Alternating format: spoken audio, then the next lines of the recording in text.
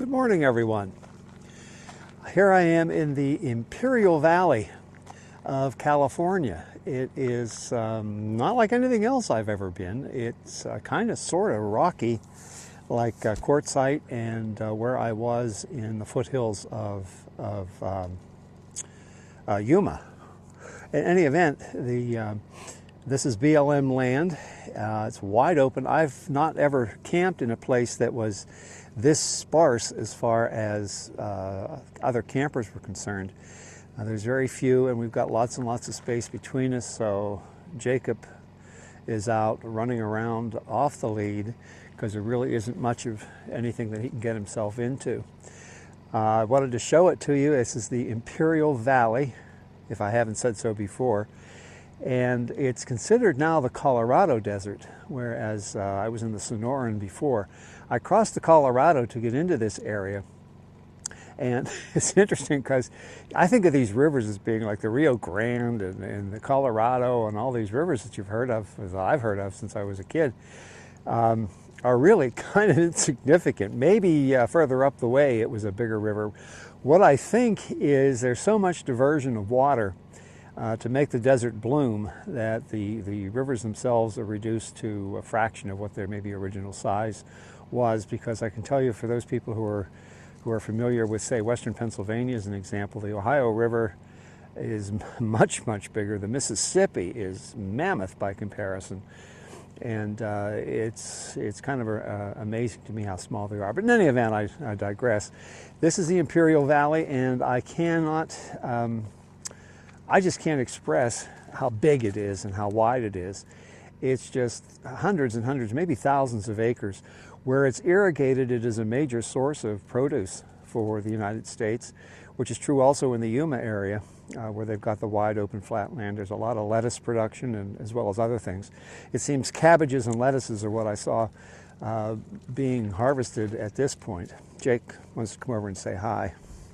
Jacob, are you a good boy? Are you on having a good time this morning? You having a good time? He's not talking this morning.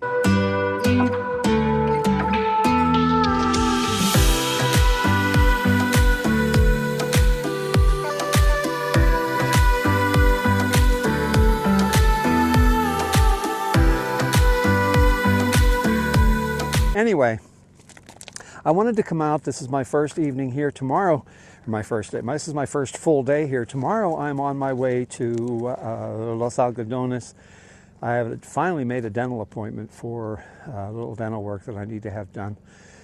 And I'll certainly let you know. It may take you along for at least part of the ride over there. But I want to swing around and show you, if I can, how vast this place is. On a video like this, it probably won't come anywhere close to showing the magnitude. First, I'll swing around and show you the Chocolate Mountains, which border us on the east.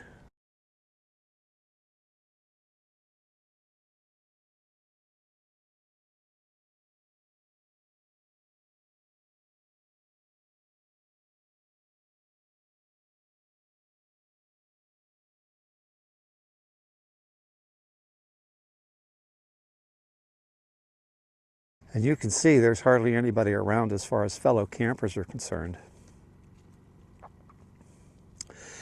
And then on a telephoto basis off to the west, you're probably not going to be able to see very well on video, but there's kind of a pinkish, salmonish colored area there between the sky and the ground, and those are the Great Sand Dunes. Now there I will be going for sure. I drove past them on my way to El Centro a couple of weeks ago, and I didn't know I was as close as I am to them, and B, I was just overawed by how huge they are. So I want to go over and video that. But for right now, Jake and I are going to take a hike, so come along with us. Occasionally you see stuff like this laying all over the ground too. That's a great big hunk of quartz. And that brown is either iron or copper. I was told when I was in Ajo what that is, but of course I've got a memory like a sieve. So in any event, that's a big chunk just laying out here in the open of a pretty nice looking white quartz. This is the first indication I've had of any kind of signage, except when I came in. And Jake is kind of standing right in there. He moved. It looks like this is a desert route, 701, and camping 14-day limit.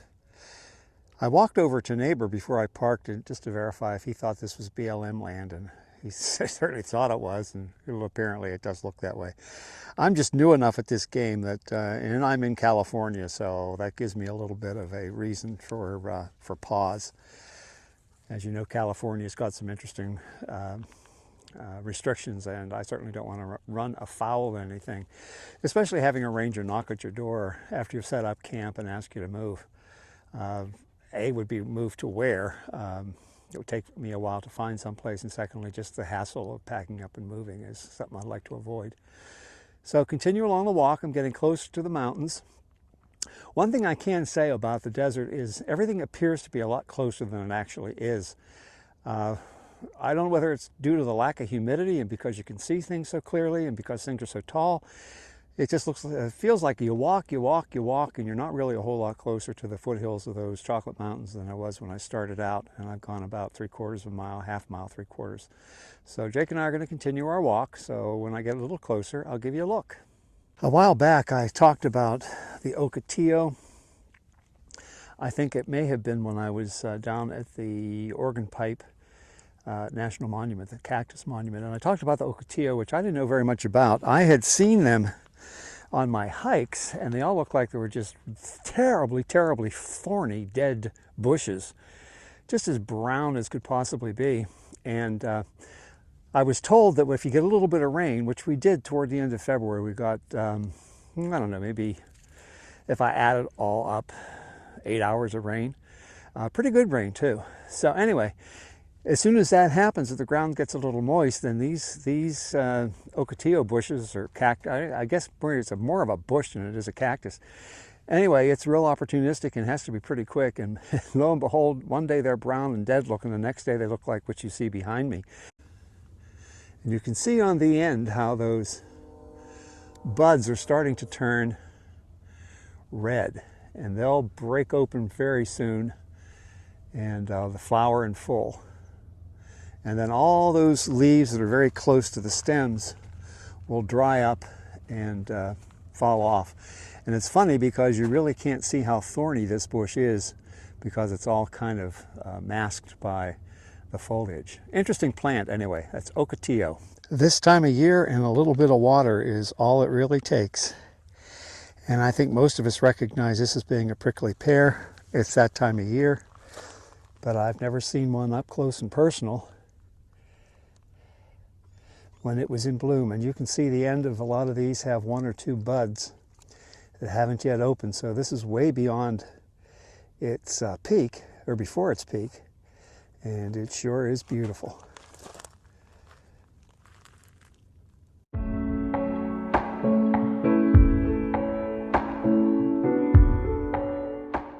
This is as close as I'm going to get to the Chocolate Mountains, so I thought what I'd do is just give you a sweeping view. To say I've walked now for 45 minutes and they're still pretty far away, but then again it's because, as I said, they're so clear, and boy oh day, they're tall. If I were a younger guy in better shape, I think I'd drive up here and then walk maybe a little further, and I'd like to do some hiking up there. I'm sure it'll give you some spectacular views. I'm also fairly sure that there's probably some ATV trails and stuff that are in the mountains. Oftentimes that's the case. So take a look. I hope you enjoy it.